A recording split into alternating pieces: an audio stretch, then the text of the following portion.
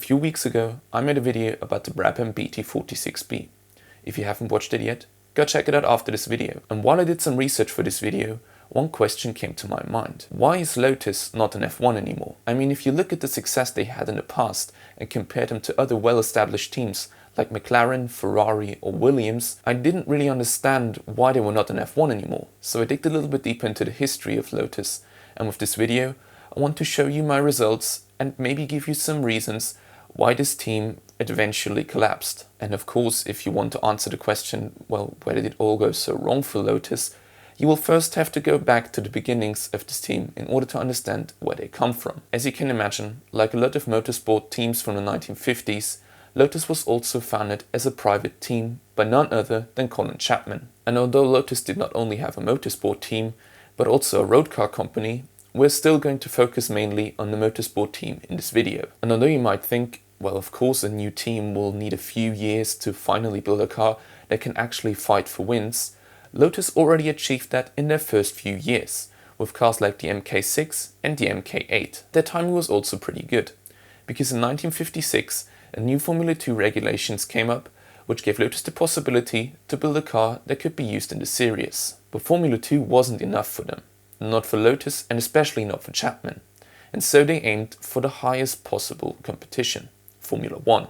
And so the year 1958 marks a pretty important year for the team, as with the entrance to the Monaco Grand Prix, they entered their first Formula 1 Grand Prix, and although they only finished in P6 with 13 laps down, it was still a success for the team to finally get a foot into the most important racing series in the world. And what the Lotus team already liked to do back then was to go into alternative routes, hoping to find new technologies that will make the car faster and eventually beat the other teams. In 1960, they made the first important decision by deciding to build a mid-engine car and not, like many other teams back then, a front-engine car that was widely used in Formula 1. And this car, the Lotus 18, marks the start of the most successful era for Lotus, because with that revolutionary car, Lotus was finally able to fight for wins.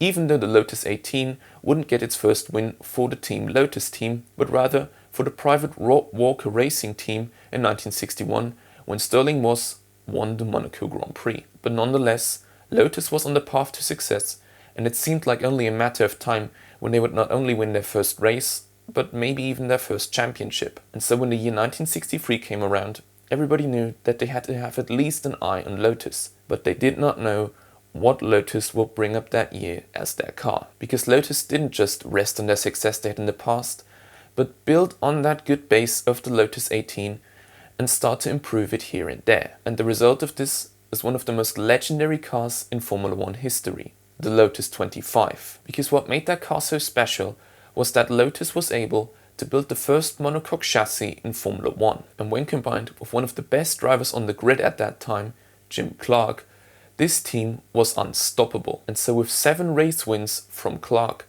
Lotus was able to get their first constructors title, and Jim Clark was able to win his first drivers' championship. And as I already said, this year was a domination in Formula 1. Something that you had almost never seen before. I mean, of course, you had successful seasons, but something like that hadn't really been around before. And with this extremely good foundation of the Lotus 25, they were able to fight for the championship in the next few years. Unfortunately for them, they didn't get the chance to win their second title because Clark had to retire from the last Grand Prix in Mexico. But in 1965, their domination from 2 years prior was back, with Clark winning 6 races, giving him the Drivers' Championship and Lotus their second Constructors' title. And while we're already talking so much about their drivers, Lotus was able to have one of the best drivers in Formula 1 history in their lineup. I mean, if you only look at the names, you can see names like Peterson, Andretti, Senna, Rindt. The list goes on, and that just shows that even the best drivers wanted to go with that package. But already back then, in the 1960s, when safety wasn't really a thing in Formula 1, drivers were already worried about the safety of the car. And one of these drivers was Dan Gurney, who said in Dave Friedman's book, Indianapolis Memories from 1961 to 1969, "Did I think the Lotus way of doing things was good? No. We had several structural failures in those cars. But at the time, I felt it was the price you paid for getting something significantly better." That also shows how Lotus operated. They did everything for a win, and also compromised on things like driver safety in order to get a lighter and faster car. But for the next few years, Lotus struggled a bit because they were unable to build a new type of engine which should have given them an advantage over the rest of the field. But a switch to the new Ford Cosworth DFV engine finally got them back to pace again. And one thing that also started to come up in the late 1960s was advertising in Formula One. Because before that, teams just ran their cars in their self-painted liveries without any other brands on them. And here, Chapman showed that he was not only a great engineer who was able to find technical innovations, but also a good businessman, because he was one of the first to negotiate with companies about advertising their brands on their car. And this resulted in the Lotus being painted in the gold leaf livery from the Imperial Tobacco Company. But also apart from advertising, Lotus's life looked pretty good in 1968. They were able to get a 1-2 finish at the first race of the season,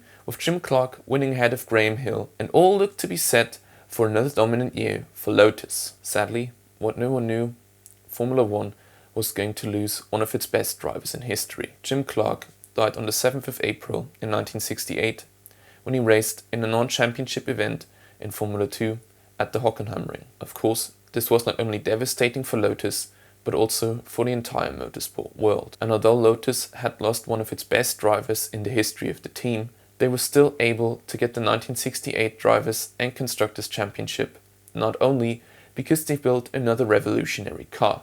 And this technical revolution had nothing to do with the engine or the chassis, but rather with a completely new discipline for Formula One teams: aerodynamics.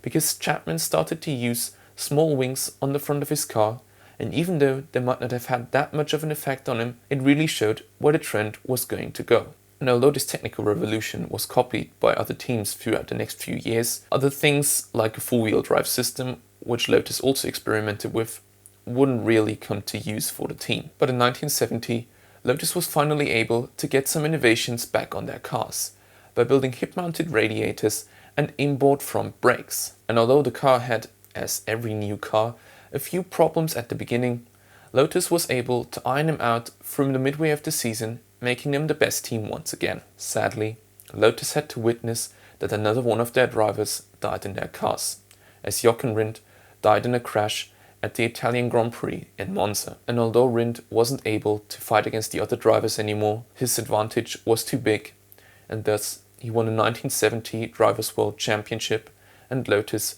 got its fourth Constructors' title. And although the next few years wouldn't really bring any technical innovations, Lotus was still able to win two Constructors' Championships in 1972 and 1973, with Emerson Fittipaldi also winning the driver's title in 72. And it was also at that time when Lotus switched to their livery, which they are best known for today. Their John Player Special livery with a black foundation and gold attachments. And I would like to take a quick moment and just tell you something. Lotus was the first team to win 50 Grand Prix in Formula One, ahead of all the other teams that were before them in Formula One, like Ferrari.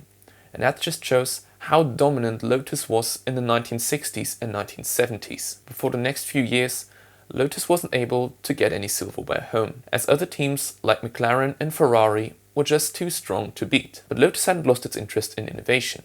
And so, after a few years of trying, in 1978, Lotus was able to build a car that would revolutionize Formula One from that point on. Because with the Lotus 78 and the Lotus 79, the team was able to build cars that could fully use ground effect as an advantage to make them faster than all the other teams on the grid. And with their revolutionary way of building cars, Lotus was finally able to get back on the top step of the podium, with Mario Andretti winning the driver's title in 1978 and Lotus winning another Constructors' Championship. Lotus was finally at the top once again, and it didn't seem like any team could beat them for the next few years. So it's fair to say that their world looked pretty good, and they would look with a big smile on their face into the future. But what nobody knew at this point was that a tragedy was going to throw them into one of the toughest situations of them as a team. While he was working on a way to build an active suspension, the team founder, Colin Chapman, sadly passed away on the 19th of December 1982, aged just 54 years. And if you look at what comes next for Lotus, you'll have to say that this is the point where it all started to go downhill for the team. Of course, nobody knew it at that time. I mean, Lotus was one of the most dominant teams in Formula One.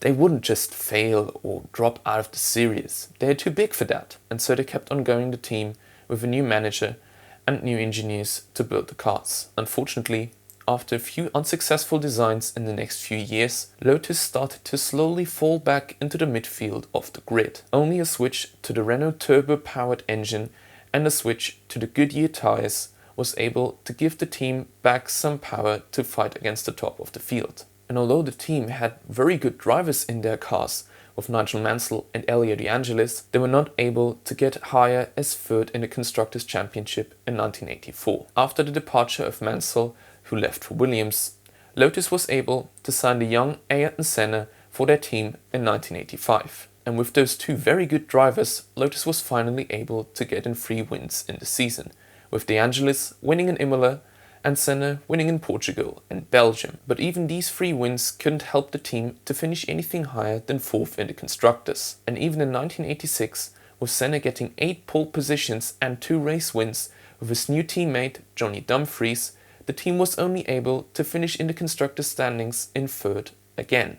For 1987, this wouldn't change as well. Even though the car featured things like active suspension, Senna wasn't really able to get up to grips with that car. And what you could see already back then was that Lotus was able to build good cars, but not any cars anymore with innovations that could change the entire series, like Chapman did. And at the end of the 87 season, Lotus had to take another big hit, when Ayrton Senna moved from Lotus to McLaren. And although his fellow countryman Nelson Piquet came in for him, the team was still not able to fight for wins and only finished the Constructors' standings once again. And what was even worse for the team was that they used the same engine as the dominant McLaren-Honda combination did, but they were not able to fight against them at all. And when the team lost its advantage of the turbocharged engines in '98, it cost them even more pace and made it even more impossible for them to get back onto the top of the grid. And so it was no surprise that Nelson Piquet left for Benetton, and Satoru Nakajima, who was signed because of the Honda engine deal, left for Tyrrell at the end of the season. And although the team was able to find a new engine manufacturer with Lamborghini to support them with V12 engines, and 2 new drivers with Martin Donnelly and Darren Warwick, the team was only a mere shadow of itself that it had been in the 1960s and 1970s. Unfortunately, none of this really worked out, and the team was only able to score 3 points in the entire season. But it got even worse, as in December of that year, the Chapman family had to sell the team, which ended a 40-year reign for one of the most important families in motorsport history. And even though the team was able to sign some pretty good drivers with guys like Johnny Herbert or Mika Häkkinen, they were only able to score a few points here and there. And so at the end of the '94 season, the team was sold to David Hunt, the brother of James Hunt. He rebranded the team and started it in the '95 season as the Pacific Grand Prix team. But even this takeover couldn't save the team, and so they left Formula One after the end of the '95 season. And that's it. That's where it ends. And if we look back at it, we can now ask, well, where did it all go wrong? Well, for me, there were 2 major points. One, the death of Colin Chapman in 1982, and the departure of Ayrton Senna from the team. Chapman lived for that team.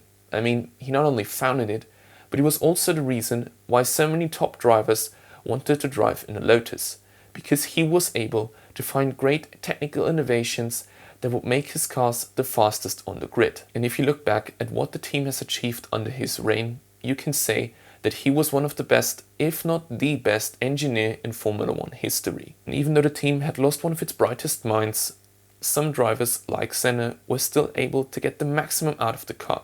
But that wasn't because the car was so brilliantly good, but because Senna was a god when it came to driving.